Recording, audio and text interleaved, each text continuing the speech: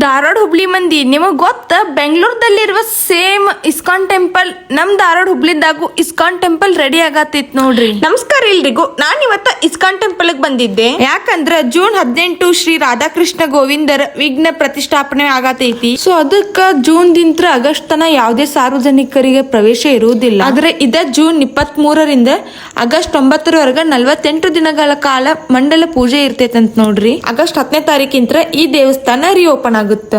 So ಅವಾಗ ನಾವೆಲ್ಲ ದರ್ಶನ ಮಾಡ್ಕೋಬಹುದು. ಮತ್ತೆ ನೀವು ಇಷ್ಟು ದಿನ ವೇಟ್ ಮಾಡ್ತಾ ಇದ್ದೀವಿ. ಉತ್ತರ ಕರ್ನಾಟಕದಾಗ ಬಹು ದೊಡ್ಡ ಇಸ್ಕಾನ್ ಟೆಂಪಲ್ ಅದು ನಮ್ ಹುಬ್ಳಿ ಧಾರವಾಡದಾಗ ಆಗತ್ತೆ. ಬಾಳ ಖುಷಿ ಆಗತೈತಿ ನಮ್ ಹುಬ್ಳಿ ಧಾರವಾಡದಾಗೂ ಇಂತ ದೊಡ್ಡ ಟೆಂಪಲ್ ಆಗತೈತಿ ಅಂತ. ಈ ದೇವಸ್ಥಾನ ಆಧ್ಯಾತ್ಮಿಕ ಮತ್ತು ವಾಸ್ತುಶಿಲ್ಪದ ಅದ್ಭುತ ಸಂಕೇತವಾಗಿ. ಈ ದೇವಸ್ಥಾನ ನಮ್ಮ ಉತ್ತರ ಕರ್ನಾಟಕದ ಅತಿ ದೊಡ್ಡ ದೇವಸ್ಥಾನ ಇದಾಗೈತಿ.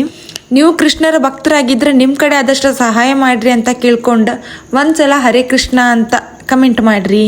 ಧನ್ಯವಾದಗಳು ಎಲ್ಲರಿಗೂ. ಹರೇ ಕೃಷ್ಣ.